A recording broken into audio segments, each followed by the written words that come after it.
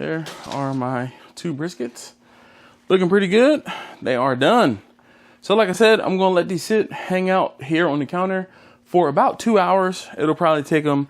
I am not worried about the internal temperatures, and I'm not in a rush to get these taken care of. I have to cut both of these briskets up, and I'm going to vacuum seal them a little later, separate them, vacuum seal them into about 2-pound packages for my uncle, and I'll bring you guys back in a few hours. Hey yo, this is Dash.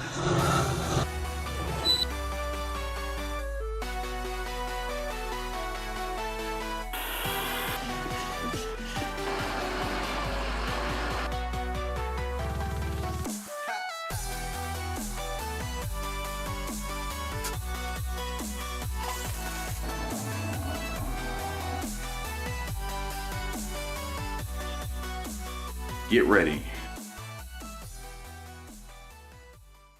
All right, welcome back. It's been a few hours and my briskets are done. So here's brisket 1 and brisket 2.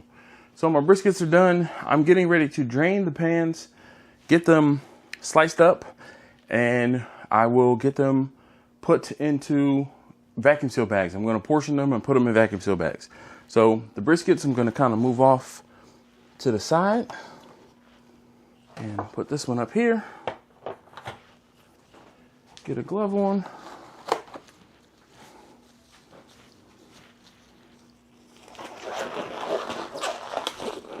And this, if you haven't, I don't say been here long enough or have never seen this board before, this is the brisket board. And this is from Custom Cutting Boards RS.com. If you head out to Custom Cutting Boards RS.com, and you know the guy who runs it, his name is Ian. Thank you, Ian. He gave me this cutting board 5+ years ago now, and still going strong. Whenever I have enough briskets to actually have to use it, I enjoy using it. And after cutting many a brisket on this thing in the 5+ years I've owned it, it's still looking pretty fine. If I could just find my knife, that's not where it's supposed to be. All right.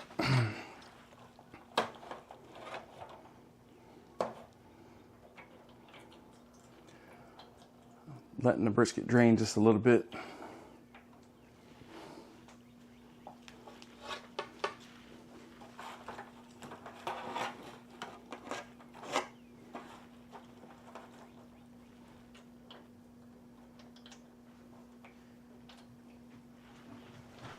All right, I have my 2 briskets, and I'm going to combine the jus into one pan.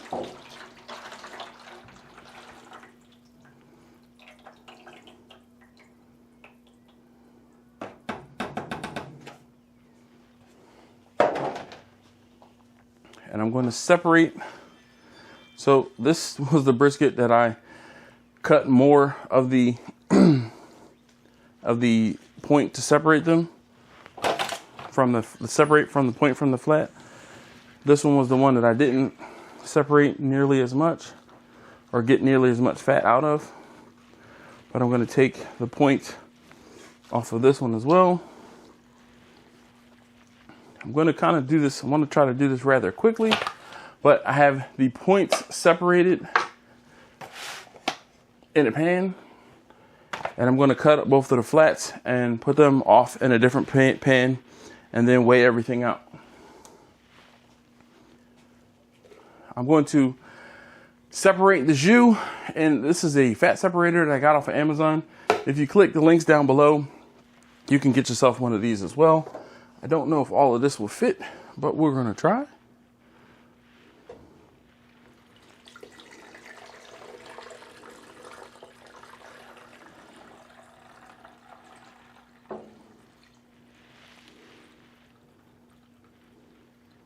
Almost.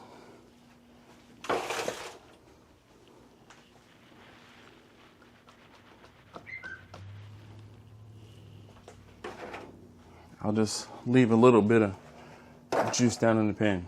All right, so with my flats, I'm going to turn them over and I'm going to cut perpendicular to the grain You guys have seen me do this a million times. So before it gets in too deep, I will hold this up for you to see. Smoke ring on point.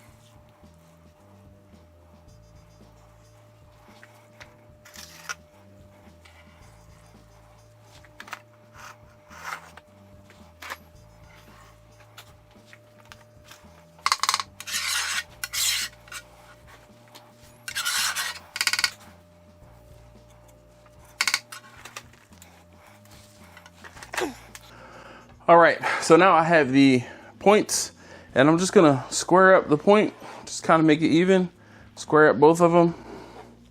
And there's not very much meat here, but I am going to cut this off, this bit of fat, not going anywhere. But there is some meat here that I will actually include.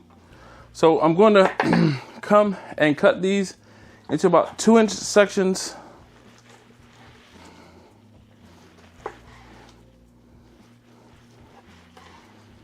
That's with the grain, and then I'm going to turn them 90 degrees, and then I'm cutting them against the grain.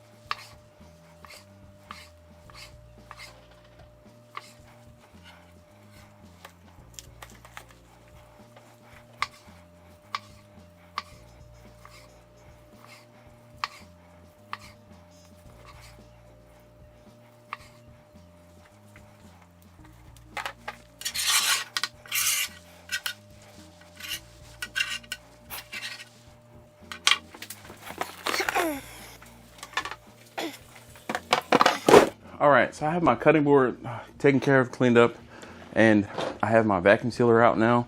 I know a few of you have asked about the model number.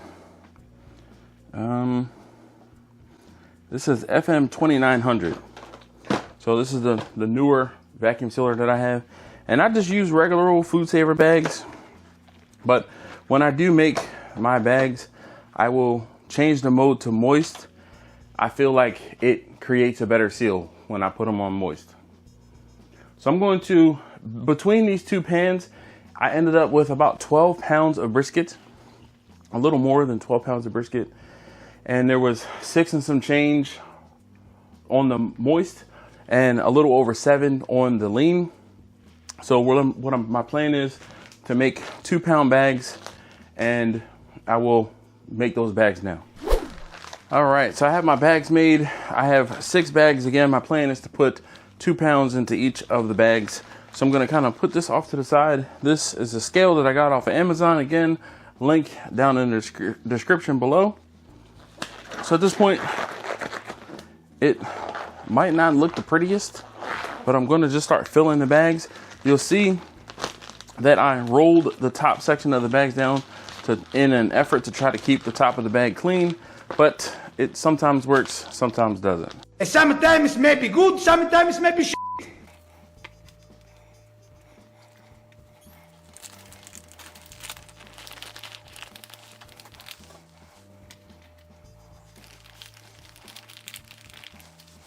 Looks like I'm gonna be making some more bags because this is not gonna fit 2 pounds of brisket. Okay, here we go with the voiceover during the time lapse.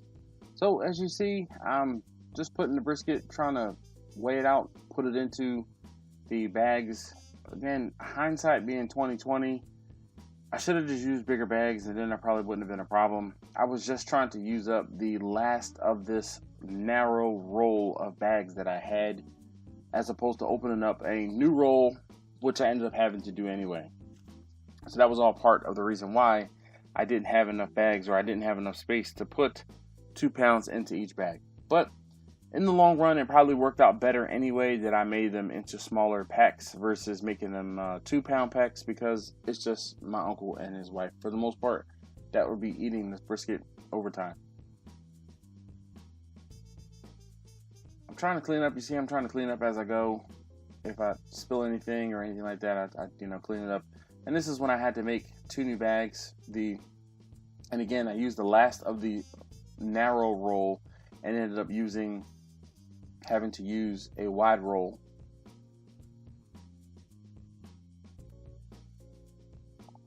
All right, so this is the last bag. I'm getting the last bag together, and then once the last bag is finished being made, I will vacuum seal all of the bags at once.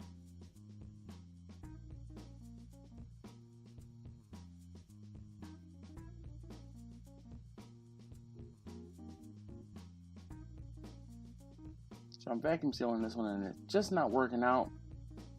So I'm thinking it's the end of the bag, so I try to cut it off and start over, but it still just doesn't seal 100%. It doesn't seal properly. So I set that one off to the side, knowing that I'm going to have to deal with that later. You can see the difference between the bag by my left hand and the right hand that I just remade or vacuum sealed, that the seal was working much better.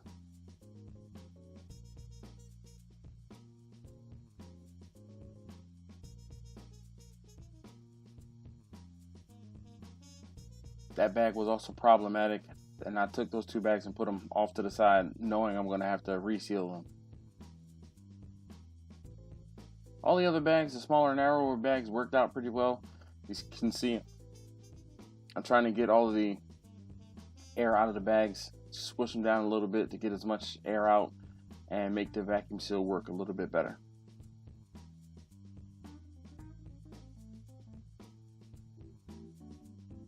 Just wait for the seal to happen, switch them out, move on to the next one. And I think there's 1 or 2 more bags left. And once those are done, I go back and get the other bags taken care of.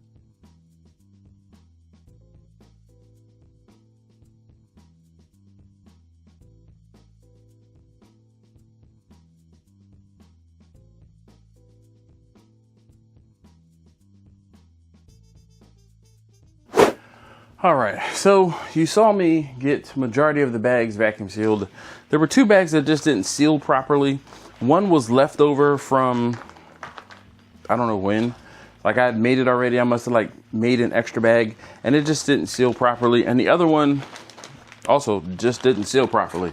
So I made new bags, and my hope is that I can just kind of shimmy this bag right down in here, open it up on the way in, and transfer everything.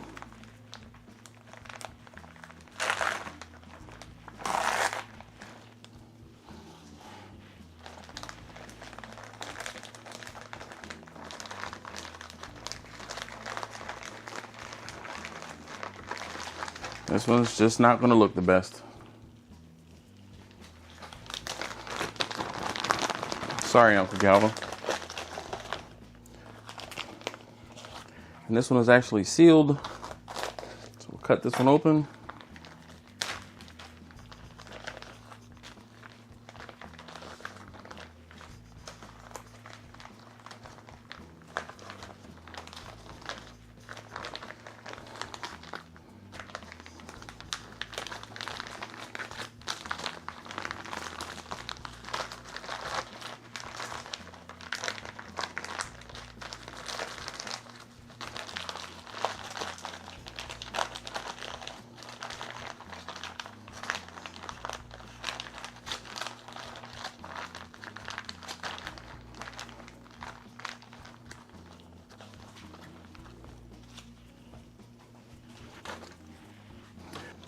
So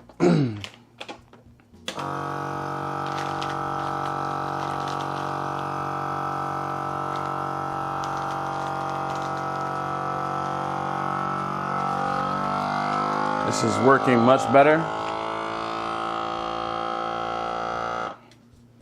Okay, so that worked much better.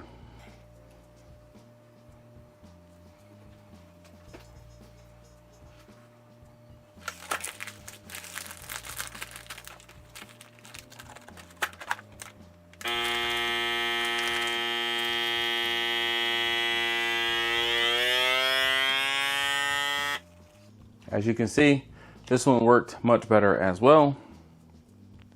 Sometimes you just have to get a new bag. All right, so there you have it. Brisket cooked in the pellet cooker, brought inside, finished in the house, separated, well, cut up, separated into vacuum seal packs, and my uncle will be able to have these for quite some time. But what I'm gonna do, the last thing is I'm gonna weigh each of the bags and write the weights on the bags, just so he knows what is in each of the bags when he goes to use these. You guys don't need to stick around for that. I'll see you guys next time. Thank you so very much as always, for watching. More butter, baby.